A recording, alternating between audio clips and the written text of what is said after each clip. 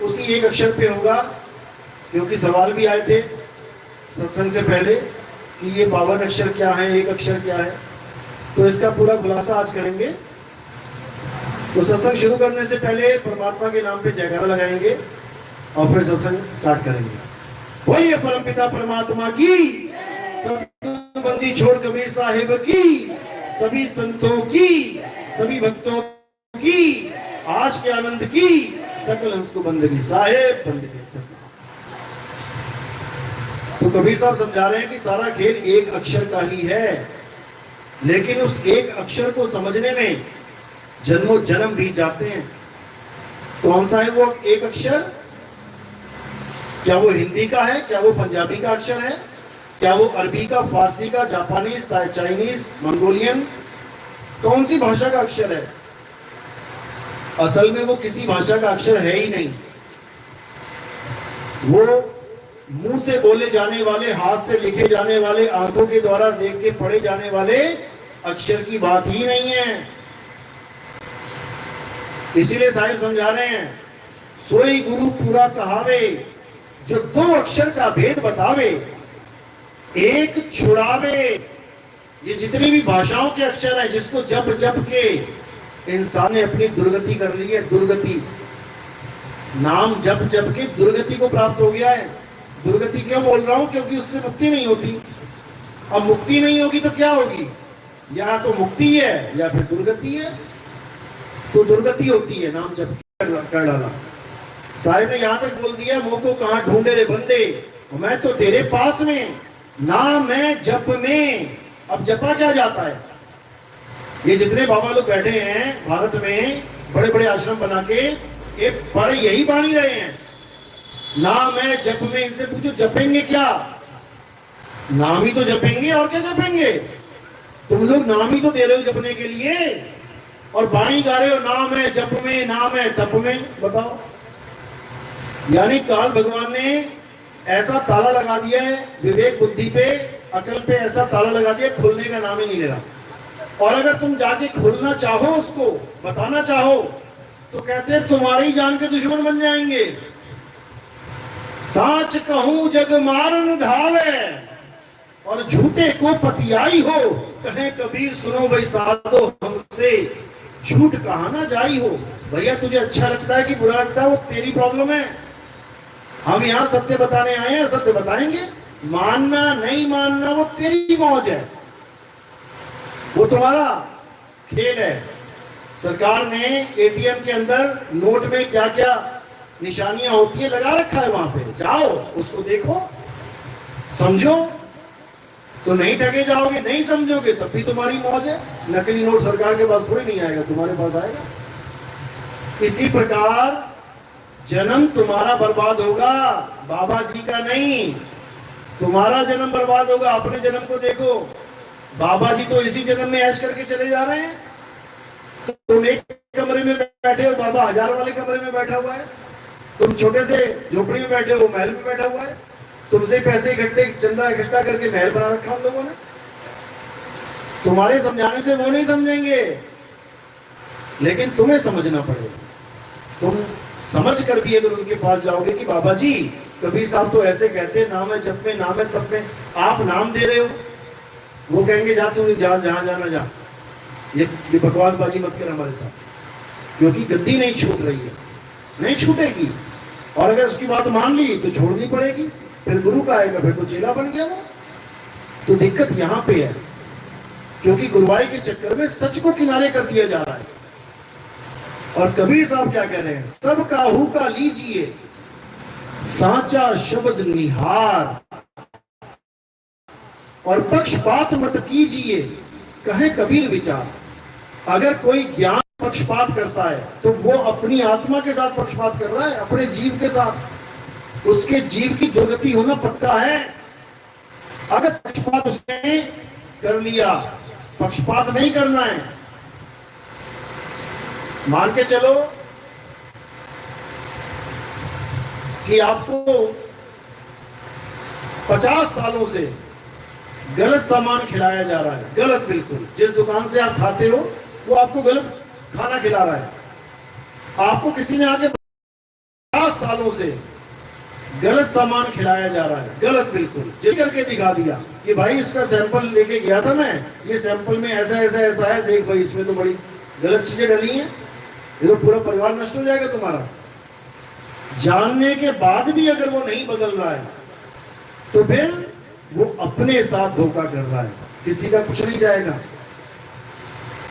इसीलिए साहिब कह रहे कि सब काहू का लीजिए सांचा शब्द निहार। तुमने कोई गुरु धारण किया, अच्छी बात है, बुरी बात थोड़ी नहीं है, अच्छी बात है। कोई गुरु बनाया, वो तुम्हें आगे का ज्ञान समझा रहा है, एक आगे बढ़ा रहा है तुम्हें, तो उसको बनाया ना बनाया। तुमने भिवानी से चंडीगढ़ जाना है, ठीक है, बसें जा रही हैं, कोई बीच वाली 2-4 स्टॉप आगे वाली, अगर तुम उसमें भी बैठ जाते हो, भिवानी तो तब भी छूट जाएगा, तब भी तुम भिवानी से तो आगे निकले ना। भले चंडीगढ़ वाली डायरेक्ट नहीं मिली, रास्ते वाली मिल गई, तब भी तुम्हारी प्रगति तो हुई। कम से कम तुम ये तो कह रहे हो हाँ भिवानी से आगे निकल गया, लेकिन तुम ये नहीं कह पाओगे मैं चंडीगढ़ पहुंच गया। अब तुम रास्ते में रुक गए, वो बस वहीं तक थी, आगे कोई मिली नहीं, तो क्या तुम्हारा सफर सफल हो गया? जहां तुमने जाना था पहुंच गए? नहीं पहुंचे, तो इससे अच्छा तो भिवानी में बैठे रहते। भिवानी में बैठ के भी नहीं पहुंचे थे, वो बीच में लटक के भी नहीं पहुंचे, तो क्या फायदा हुआ उसका? लेकिन एक चांस और बढ़ गया कि भिवानी से कोई डायरेक्ट नहीं जा रही है, तो क्या पता बीच में से आगे जा रही हो, बदल के तुम आगे पहुंच सको, ये फायदा हो सकता है तुम्हें। तो वही चीज यहां बताई जा रही है, जिस गुरु ने तुम्हें जहां तक पहुंचा दिया। जैसे एक माता जी ने कहा कि अच्छा अगर यही ज्ञान अच्छा है तो बाकी सब तो फिजूल है। बिल्कुल फिजूल नहीं है, फिजूल कुछ भी नहीं है इस दुनिया में। फिजूल इसलिए नहीं है क्योंकि ये ज्ञान समझने के लिए भी तुम्हें वो ज्ञान समझना पड़ा है। पुराना ज्ञान, जिस गुरु का ज्ञान तुम समझ के बैठे हो, वहां तक पहुंचने के बाद तुम्हें पता लग रहा है कि अच्छा इसके आगे भी कुछ और है, तो फिजूल कैसे हुआ? बिल्कुल नहीं हुआ। जैसे कोई डॉक्टर बन रहा है तो क्या डॉक्टर के लिए 5वीं क्लास फिजूल है? 10वीं क्लास फिजूल है? आंगनबाड़ी खुली हुई है फिजूल है? बिल्कुल नहीं, क्योंकि सारे डॉक्टर, सारे इंजीनियर, सारे साइंटिस्ट इसी आंगनबाड़ी में से, इसी एलकेजी यूकेजी में से, इसी पहली दूसरी 5वीं में से ही निकले आगे। लेकिन उनको आगे की बसें मिलती नहीं, हर साल के बाद बस बदल दी उन्होंने। 1-1 साल की पढ़ाई करी, बस बदलते रहे, आगे बढ़ते रहे, पहली में, दूसरी में, तीसरी में, और पहली में अटक जाते, मैं ना बदलूंगा, बस मैंने ये जो गुरु बनाया मैं ना छोड़ूंगा, चाहे नरक में ले जाए। तो क्या होगा? फिर नरक में जाओगे। यानी अपनी गति को रोकना नहीं है, ज्ञान प्राप्त करना शिष्य का धर्म है, ना कि गुरु की देह से प्रेम करना शिष्य का धर्म है। अगर गुरु की देह से प्रेम रखोगे तो जहां तक गुरु है वहीं तक ही रह पाओगे, और अगर ज्ञान से प्रेम रखोगे तो क्या पता आगे और भी बड़ा ज्ञान रखने वाला गुरु आ जाए, तुम्हारी तरक्की करवा दे। दत्तात्रेय ने 24 गुरु किए थे, उसका उदाहरण दे देंगे कि उन्होंने 24 गुरु किए। हमें भी आगे से आगे बढ़ना चाहिए, लेकिन वो दूसरों के लिए होता उदाहरण। यानी कि जो बाकी बाबा लोग की संगत है, वो उनको समझाया जा रहा है कि आगे बढ़ो, मुझ तक पहुंचो। लेकिन जब उनसे कहें गुरु जी आपको छोड़ के आगे बढ़ जाए, अरे तू नरक में चला जाएगा, गुरु को त्याग करता है। अच्छा, वो त्याग के तेरे पास आ जाए, ये ड्रामा चल रहा है बहुत जबरदस्त वाला। दूसरे का चेला अपने गुरु को छोड़ के आ जाए तो ये तो बड़ा। हमें भी बता देना भाई, जब हम तुम्हें आ रहे तुम हमें पीछे छोड़ के क्यों जा रहे हो? तो जो बिना गुरु को बताए पंथ छोड़ के चला जाता है, ये सोच के कि मुझे आगे का ज्ञान मिल रहा है, असल में पक्का गुरुद्रोही वो है अपने गुरु को छोड़ के आ जाए तो ये तो बड़ा। हमें भी बता देना भाई, जब हम तुम्हें आ रहे तुम हमें पीछे छोड़ के क्यों जा रहे हो? तो जो बिना गुरु को बताए पंथ छोड़ के चला जाता है, ये सोच के कि मुझे आगे का ज्ञान मिल रहा है, असल में पक्का गुरुद्रोही वो है पक्का गुरुद्रोही। जो गुरु को आगे नहीं बढ़वाना चाहता वो है पक्का गुरुद्रोही। इसलिए गुरुओं को बता के आना चाहिए, समझा के आना चाहिए कि बाबा जी मैं आगे जा रहा हूं, तुमने जाना तो कहो, तुम्हारी भी टिकट काट लें। पता लगा तुम 84 में धक्के खाते रहो।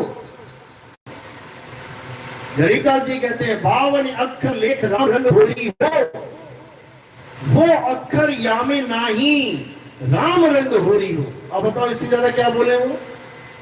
कागज कलम कलेस राम रंग होरी हो। कई ऐसे धर्म है जो पूरी कॉपी पे नाम लिखते हैं, लिखते जाते हैं, पूरी कॉपी भर डालते हैं, राम राम राम राम राम राम राम राम, हर पन्ने पे राम राम राम राम, उसके बाद गंगा जी में विसर्जित कर देते हैं जाके। बताओ। तो कह रहे कागज कलम कलेस राम रंग होरी हो, और वो रहा शेष का शेष राम रंग होरी हो। जो तुम नाम लिख रहे हो वो तुम मिटा भी सकते हो, तो इसका मतलब तुमने भगवान का नाम ही मिटा दिया।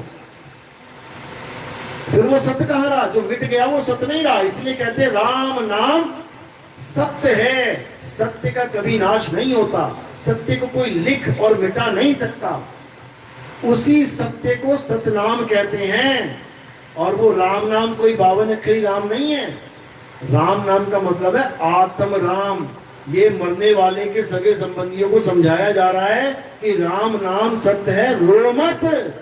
आत्मा सत्य है, आत्मा कभी नहीं मरी। जो तुझे लग रहा है तेरा बाप मर गया, तेरी माँ मर गई, तेरा चाचा मर गया, वो आत्मा है, वो नहीं मरेगा। उसी राम नाम सत्य के लिए इतने भजन बने हैं। तुझ में राम, मुझ में राम, सब में राम समाया, सबसे कर लो प्रेम जगत में कोई नहीं पराया। अब वो कौन सा राम है जो सब में समाया है?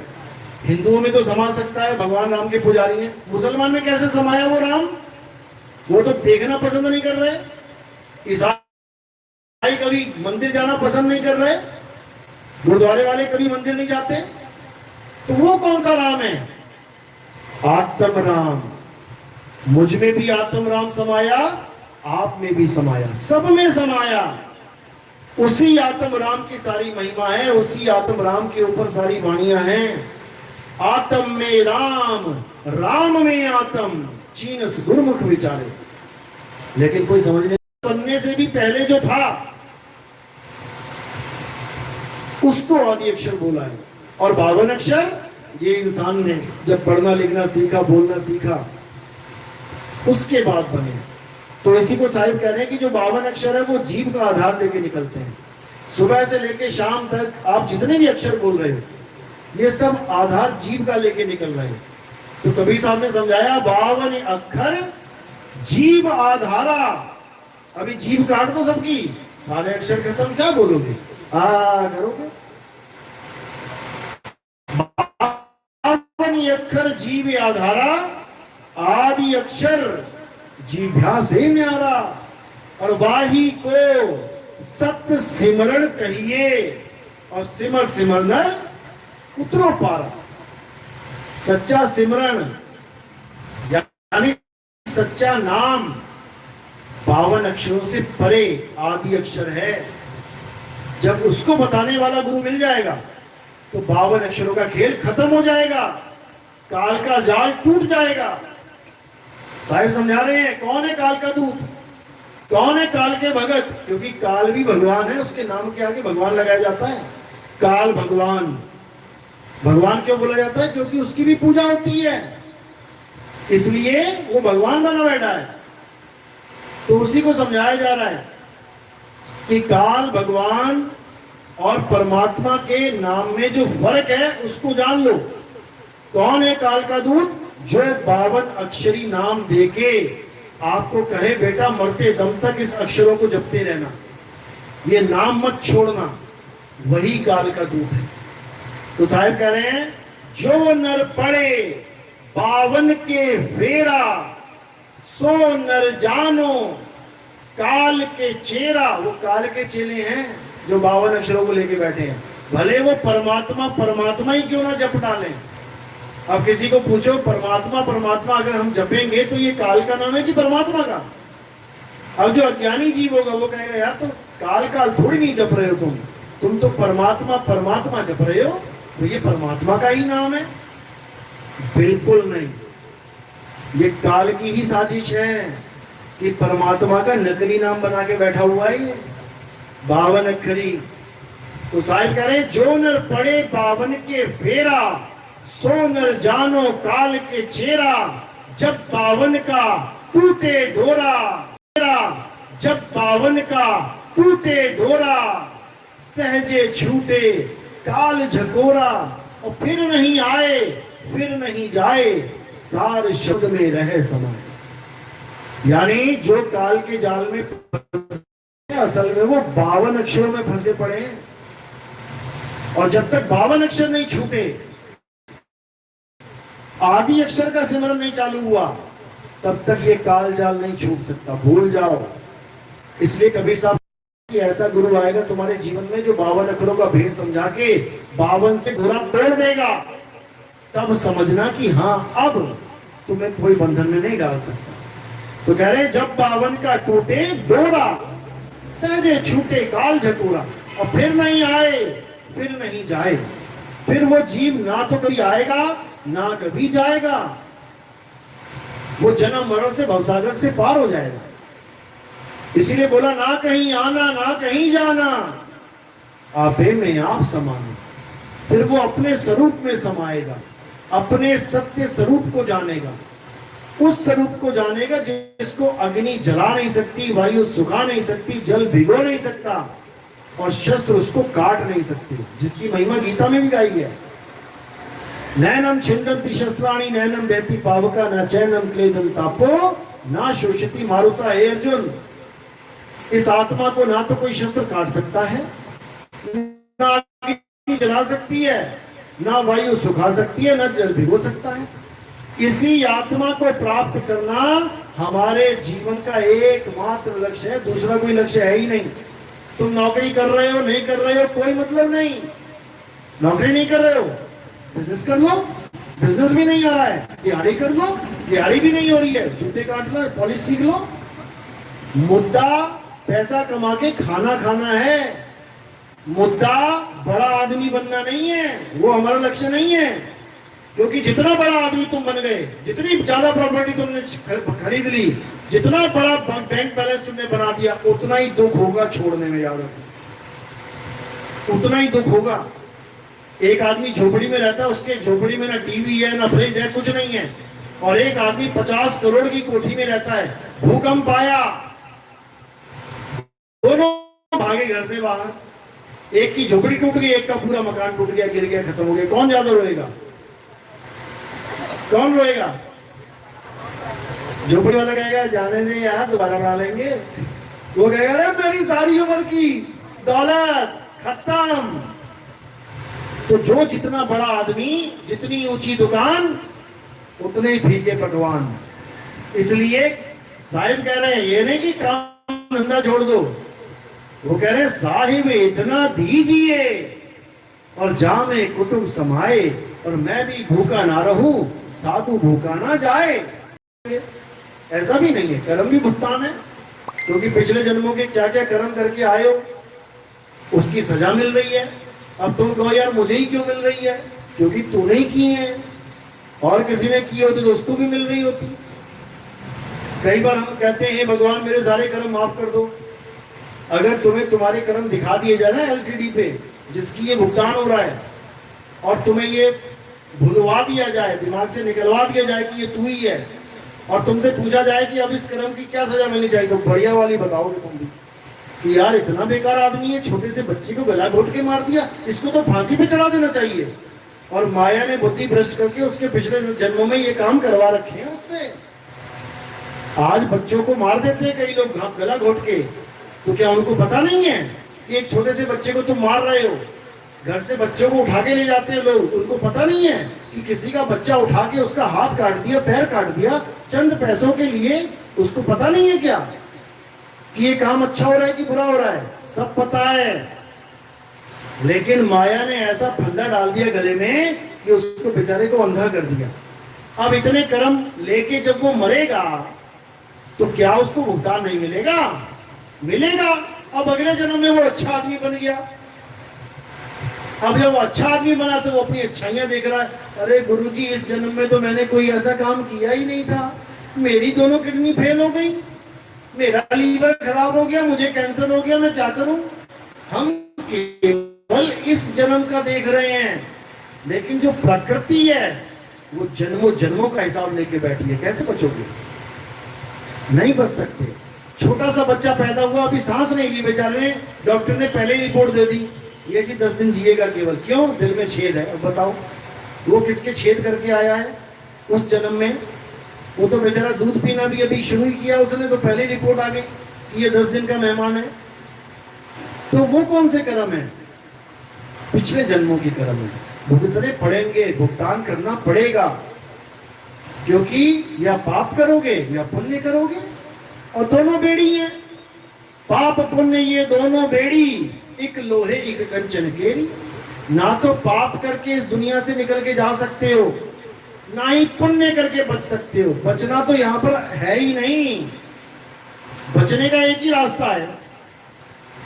कबीर साहब समझा रहे हैं, अरे बचना चाहो काल जाल से तो चीनो शब्द हमारा, और कहे कबीर अमर कर राखूं जो निज होए हमारा। अगर तूने मेरे शब्द को पहचान लिया, भले मेरी पूजा मत करियो, कभी मेरी मूर्ति पे हार चढ़ाने का, कभी मेरी मूर्ति पे प्रसाद चढ़ाने का, आरती करने का मतलब ही नहीं है, कभी मत करना। लेकिन मेरे शब्द पे विचार कर लेना कि मैं तुम्हें कौन से शब्द की महिमा सुना रहा हूं, कौन से शब्द के साथ जोड़ने की बात कर रहा हूं। क्या अगर मैं बोलूं कि ऑप्शन ट्रेडिंग बहुत ही आसान है तो क्या आप बात मानोगे? नहीं? चलिए देखते हैं। मैं आपको अपनी ऑप्शन कह रहे हैं, बचना चाहो काल जाल से चीनो शब्द हमारा, और कहे कबीर अमर कर राखो जो निज होए हमारा। तो उसी शब्द को जानना है, सरकना नहीं है। शब्द हमारा, तू शब्द का, सुन मत जा सरक, और जो चाहे निज रूप को तो शब्द ही ले परख। अगर तू अपने स्वरूप को जानना चाहता है तो गुरु का दिया हुआ शब्द परख ले। ऐसी मत लेके बैठ जाना कि मेरे गुरुजी ने नाम दे दिया राधा स्वामी तो वो तो मेरे लिए अमृत हो गया। नहीं हुआ। मेरे गुरु ने नाम दे दिया राम राम तो मेरे लिए तो वही अमृत है। नहीं हुआ।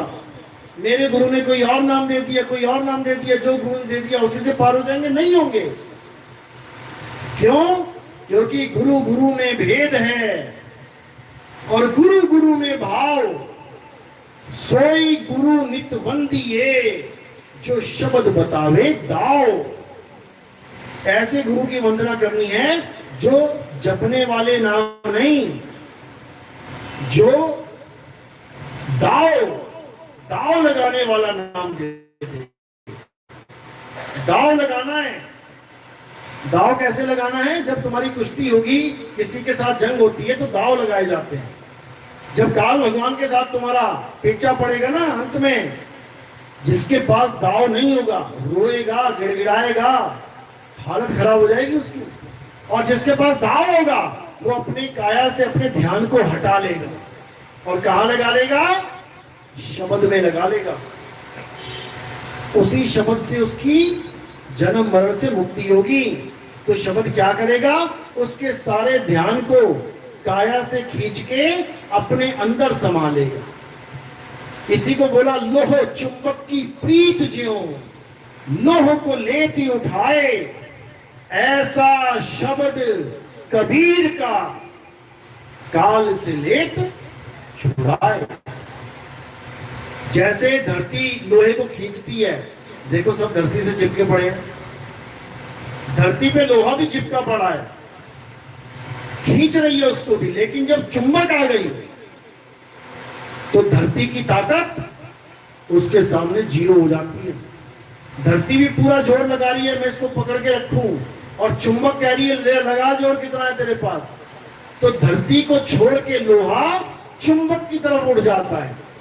यानी काल ने भी जोर लगा रखा है तुम्हें पकड़ने का, पूरा जोर लगा रखा उसने भरमा के। लेकिन जब चुंबक आएगी, जब गुरु का ज्ञान आएगा, तब उसका जोर नहीं चलेगा। तब वो तुम्हारे सामने झुक जाएगा, अपना शीश झुका लेगा। और तब तुमने क्या करना है? तब तुमने उसके सिर के ऊपर पैर रख देना है। करे काल के सिर पे पांव दे, सतगुरु के उपदेश, और साहिब वहां पकड़ के ले चले अपने देश। वहां तो वही पकड़ेगा, इसमें कोई शक नहीं है। लोहा चाहकर भी नहीं उड़ सकता हवा में, लेकिन चुंबक आ गई तो अपने आप उड़ता चला जाएगा। तो बचाना तो उसी के हाथ में है, लेकिन वो बस ये कह रहा है कि तुम दांव सही लगा देना। पास होना गुरु के हाथ में है, हमारा पास होना गुरु के हाथ में है। लेकिन गुरु क्या कह रहा है कि बेटा जो मैं पढ़ा रहा हूं बस तू पेपर में लिख देना। लिखना तू नहीं है, लेकिन पास मेरी वजह से होगा, अपने से थोड़ी नहीं लिख देगा। बिना गुरु के लिख देगा क्या? तो इसी प्रकार कबीर साहब समझा रहे हैं कि गुरु तो मैं ही रहूंगा तेरा, लेकिन मुक्ति तेरी ज्ञान से होगी। अगर तूने सही दाव लगा दिया तो समझ ले कि तेरी मुक्ति हो जाएगी। अगर दाव सही नहीं लगा पाया तो कोई बचाने वाला नहीं है। बस इसी को समझना है। इसके अलावा जितने भी जाप ताप मंत्र तंत्र जंत्र पूजा पाठ हवन यज्ञ तीर्थ मुहूर्त, ये सब छोटे लेवल का ज्ञान है, गलत नहीं है। अगर ये गलत होता तो इस दुनिया में गुरु की महिमा ही खत्म हो जाएगी। अगर ये गलत होता तो गुरु की महिमा ही खत्म हो जाएगी, क्योंकि शुरुआती गुरु तो यही हैं। अगर एलकेजी यूकेजी पहली पांचवी 10वीं गलत होता तो सारे स्कूल बंद कर दो। बनाओ डॉक्टर, किसको बनाते हो? अरे यहीं से हो के जाना है हमने। तो गलत वो भी नहीं है, लेकिन अधूरे हैं, पूरे नहीं है। इसलिए वाणी कह रही है सोई गुरु पूरा कहावे। पूरा है तो अधूरा भी है। अधूरा वो है जो अधूरा ज्ञान दे, पूरा वो है जो पूरा ज्ञान दे। गुरु तो दोनों एक से दिखेंगे तुम्हें। सफेद कपड़े पहने होंगे, 5 तत्व पूरे हैं, हिंदी पंजाबी उर्दू सारे बोल रहे हैं, सबके अंदर हार्ट है, मांस है, खून है, सब कुछ है। लेकिन पूरा और अधूरा किसको बोले भाई? कौन है पूरा गुरु, कौन है अधूरा गुरु?